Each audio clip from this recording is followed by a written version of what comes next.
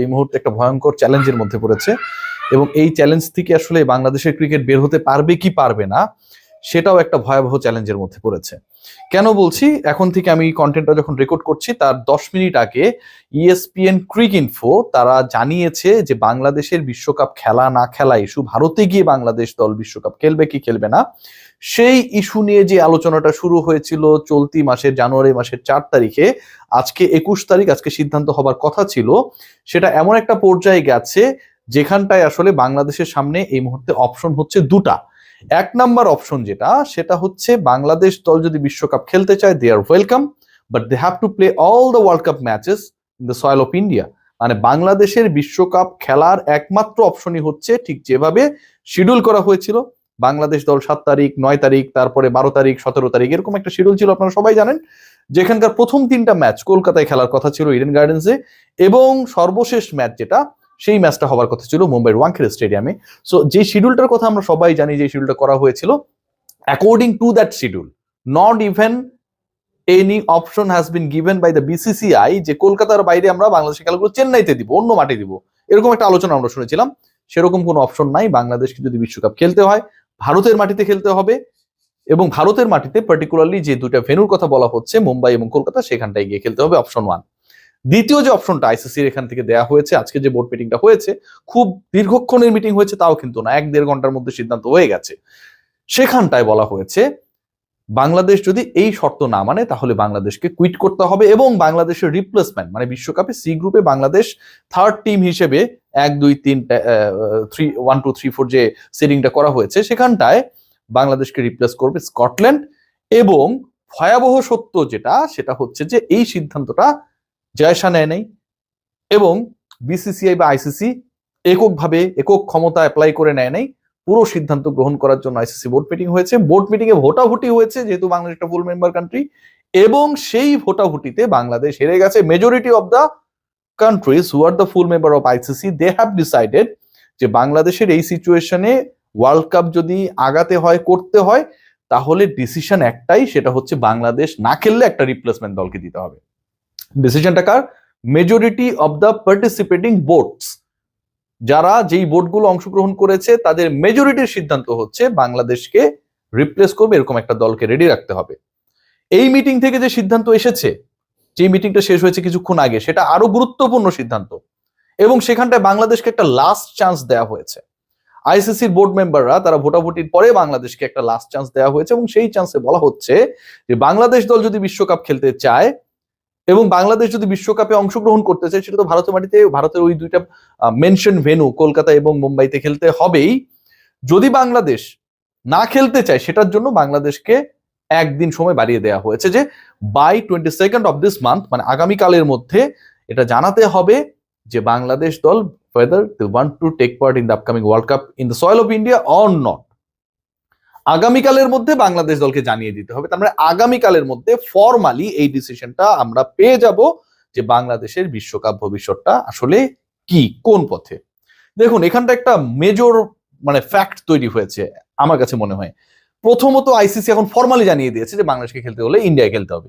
এর আগে কিন্তু ফরমাল এরকম কোন ধরনের ডিক্লারেশন ফ্রম দ্য ICC আমরা পাই নাই।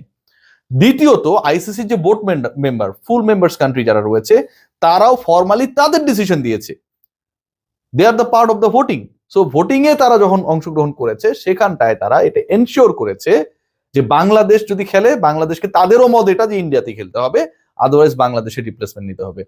থার্ড যে পয়েন্ট, সেটা হচ্ছে বাংলাদেশ সরকার, BCB, তারা এই মুহূর্তে ভয়াবহ প্রেসারে, কারণ তাদেরকে এই 24 ঘন্টার মধ্যে সিদ্ধান্ত জানাতে হবে।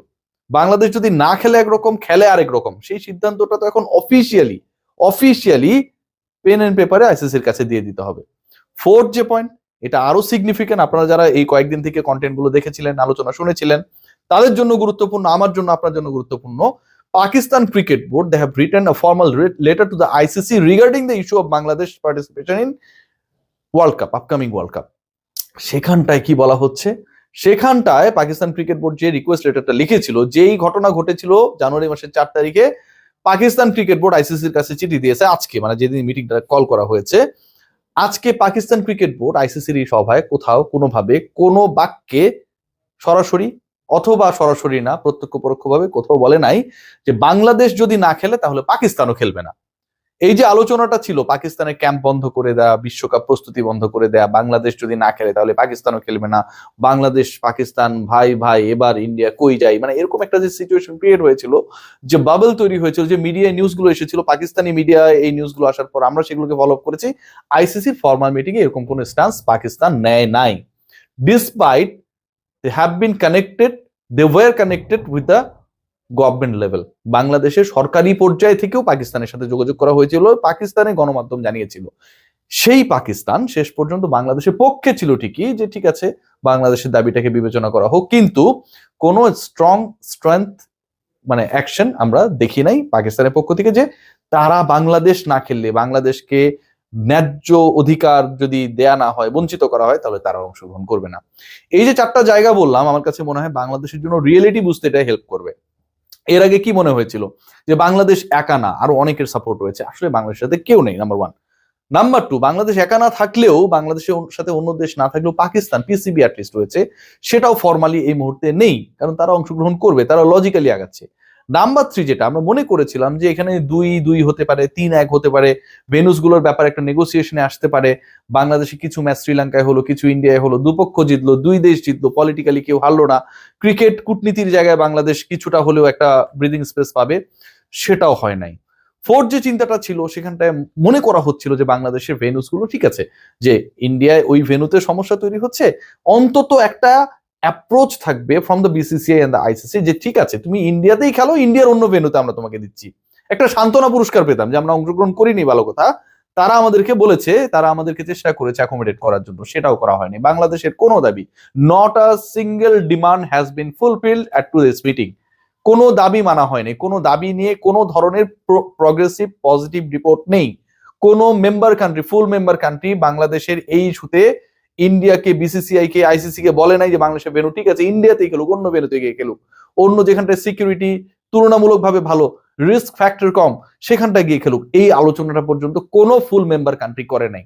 এটা আমার কাছে মনে হয় বাংলাদেশের ক্রিকেট ডিপ্লোমেসির একটা বিগ ডিফিট।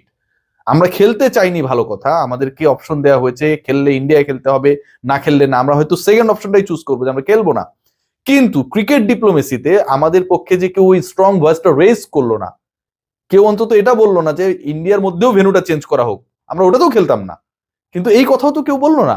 এটা আমার কাছে মনে হয় বাংলাদেশের ক্রিকেট ডিপ্লোমেসিতে একটা বিগ ডিফিট, এবং সেই ডিফিটটা আজকে আমরা অর্জন করলাম। সো আসলে কিছুই বলার নেই, it's a very bad luck for Bangladesh. এবং আগামী 24 ঘন্টাও ঠিক না, ইনফ্যাক্ট 16-17 ঘন্টার মধ্যে বাংলাদেশ গভর্নমেন্ট they